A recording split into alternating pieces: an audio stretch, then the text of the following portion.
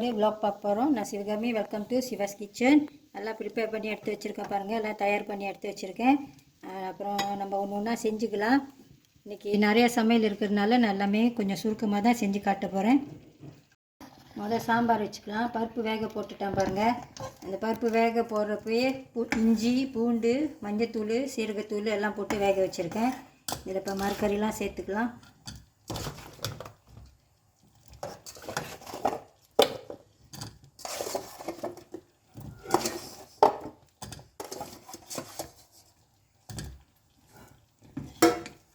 மரக்கறியெல்லாம் வேகட்டும். அப்புறமா இதில் தாளித்து கொட்டிக்கலாம். இது வேகட்டும். இப்போ தண்ணி பற்றலைன்னா கொஞ்சம் தண்ணி ஊற்றிக்குங்க.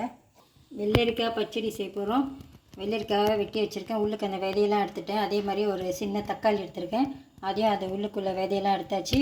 கொஞ்சம் பச்சை மிளகா இருக்குது, சின்ன வெங்காயம், கொஞ்சம் மல்லி இலை, இதில் கொஞ்சம் தயிர் கொஞ்சம் எடுத்துருக்கேன், கொஞ்சம் தேங்காய் பால், கொஞ்சம் உப்பு, எல்லாத்தையும் போட்டு மிக்ஸ் பண்ணிவிட்டு அதில் சேர்த்துக்கலாம்.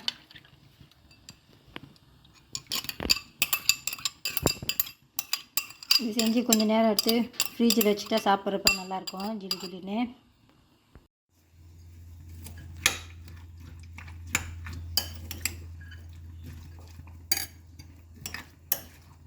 நல்லா கலந்துட்டு ஒரு டப்பாவில் போட்டு நம்ம ஃப்ரீஜில் இதை எடுத்து வச்சுக்கலாம். வெண்டைக்காயை பொரிக்க போகிறோம். அதில் கொஞ்சமாக சீரகத்தூள்,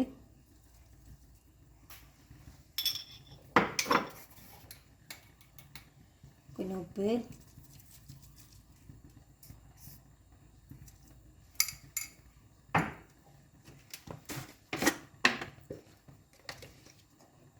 வெறும் மிளகாத்தூள்,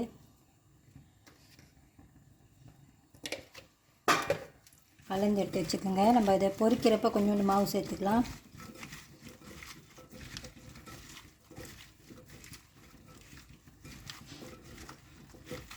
இது இப்படியே இருக்கட்டும். பொரிக்கிறப்ப மாவு சேர்த்துக்கலாம்.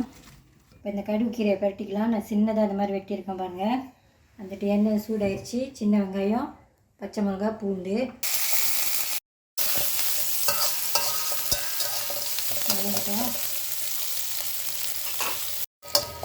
கீரை போட்டுக்கலாம்.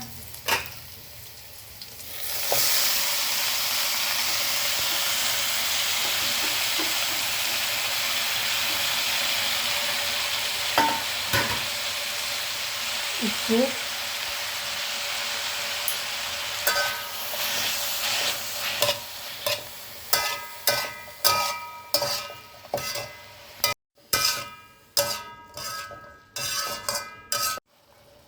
கீரை கொஞ்சம் வெந்துருட்டோம். அப்புறமா அதில் தேங்காய் பூ சேர்த்துக்கலாம். இதை கொஞ்சம் நேரம் மூடி வேக வச்சுக்கோங்க.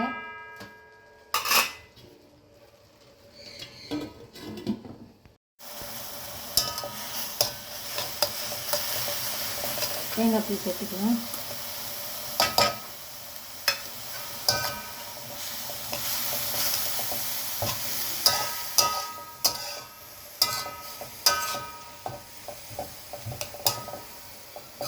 ஒரு 2 நிமிஷம் வேக வச்சுட்டு அடுப்பு ஆஃப் பண்ணிடலாம். அந்த தேங்காய் பூ கொஞ்சம் நேரம் வேக வச்சுக்கோங்க. கீரை பரட்டியாச்சு. அடுத்து அந்த சாம்பாரை தாளிச்சிக்கலாம். கத்திரிக்காய் ஒன்று,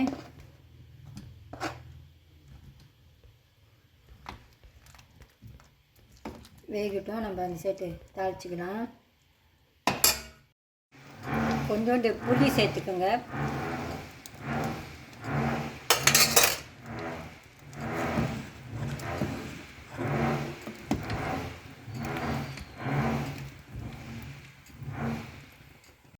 எண்ணெய் சூடாயிடுச்சு. அதில் கொஞ்சம் சீரகம், கொஞ்சம் கடுகு, சின்ன வெங்காயம், காஞ்ச மிளகா, கருவேப்பிலை,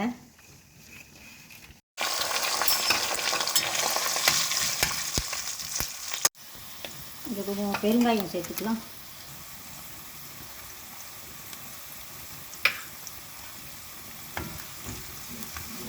நான் அடுப்பு ஆஃப் பண்ணிட்டேன். இதை எடுத்து இப்போ சாம்பாரில் போட்டுக்கலாம்.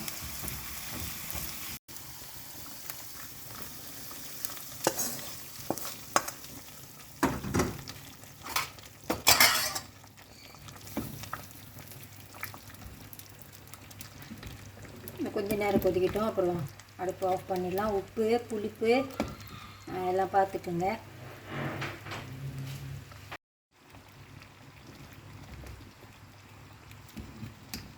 சாம்பார் ரெடி ஆகிடுச்சு, அடுப்பு அடைச்சிடலாம்.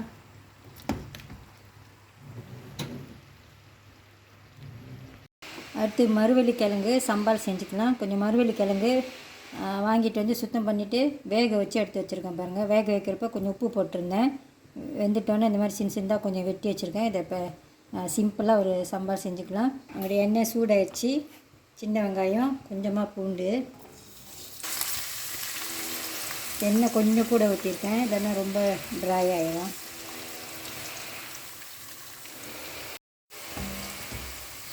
ஒரு தக்காளி சேர்த்துக்கலாம்.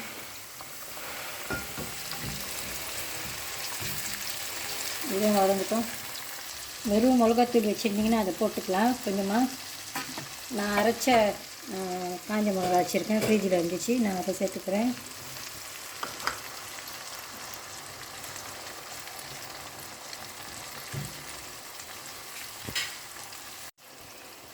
கொஞ்சோண்டு புளி சேர்த்துக்கிறேன். உப்பு,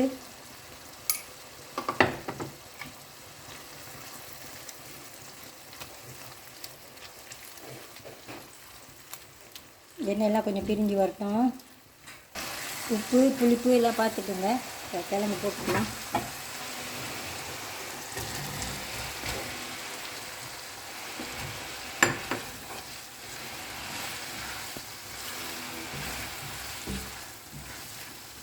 நல்லா கலந்து விட்ருங்க.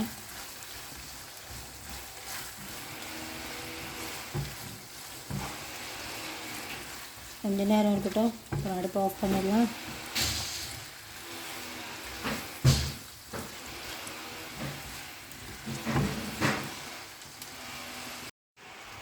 கிழங்கு சம்பாலும் ரெடி ஆகிடுச்சு, அடுப்பு ஆஃப் பண்ணிடலாம்.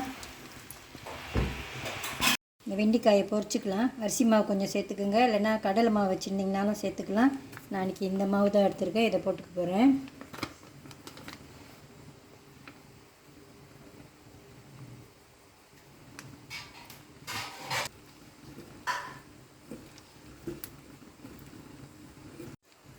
கொஞ்சம் தண்ணி தெளிச்சிருக்கேன் நான். இதை பொரிச்சிக்கலாம். இப்போ ஒன்று ஒன்றா போட்டுக்குங்க.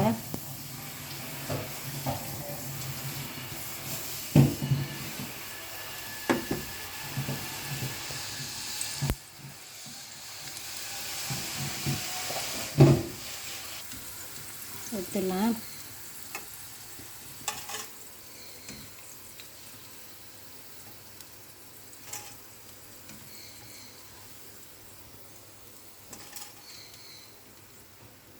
அதே மாதிரி எல்லாத்தையும் பொரிச்சிக்கலாம்.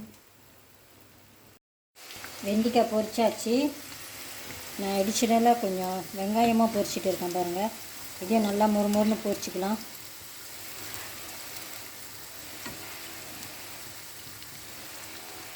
பெரிய வெங்காயம் 2 பொரிட்டோம். சைவ சாப்பாடுனா கடைசியாக ஒரு இனிப்பு இருந்தால் நல்லாயிருக்கும். நான் பாயாசமும் செய்ய போகிறேன் பாருங்கள். பால் கொதிக்க போட்டிருக்கேன். ஜவ்வரிசி ஊற போட்டு வச்சுருந்தேன், அதை போட்டுக்கலாம். ஒன்றாவது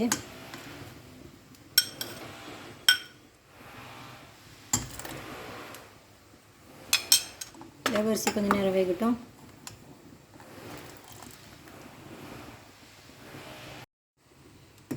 ஜவ்வரிசி வெந்திருக்கோம். இதில் சேமியா சேர்த்துக்கலாம். அந்த சேமியாலாம் ஏற்கனவே வறுத்து எடுத்து வச்சுருக்கேன்.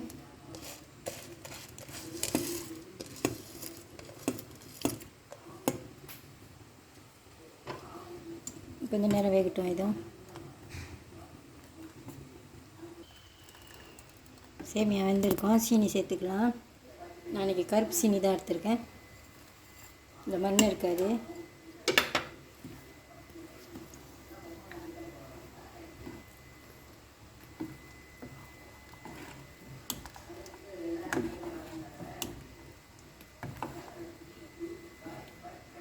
கொதிக்கிட்டோம். முந்திரி பருப்பு, கிஸ்மிஸு எல்லாத்தையும் நெய்யில் வறுத்து வச்சுருக்கேன். கொஞ்சம் கொஞ்சம் தண்ணி பால் சேர்த்துக்கலாம், நல்லாயிருக்கும்.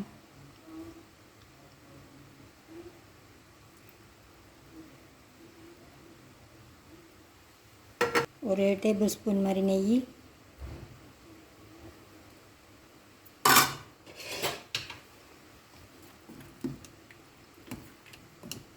பாயாசமும் ரெடி ஆயிடுச்சு.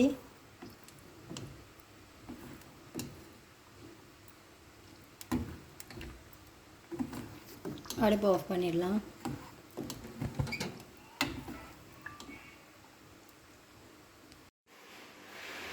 சமையல்லாம் முடிஞ்சிச்சு. சாம்பார் செஞ்சுருக்கேன் பாருங்கள். நிறைய மரக்கறிலாம் போட்டு சாம்பார்.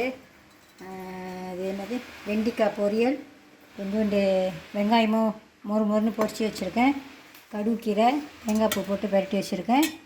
இது கியூக்கம்பர், வெள்ளரிக்காய் பச்சடி, அப்பளப்பு, மோர் மிளகா, இங்கே மரவள்ளிக்கிழங்கு சம்பால், நானே வீட்டில் செஞ்ச ஊறுக்காய், இது லெமன் ஊறுக்காய். இது கொஞ்சம் நேரம் கழித்து எல்லாத்தையும் ஒரு பிளேட்டில் போட்டு சர்வ் பண்ணலாம். கடைசியாக ஒரு இனிப்புக்கு நான் பாயாசம் செஞ்சுருக்கேன், சேமியா பாயாசம். இதையும் கொஞ்சம் ஊற்றி சர்வ் பண்ணலாம். அப்புறம் இந்த பிளேட் எவ்வளோ அழகாக இருக்குது பாருங்கள்.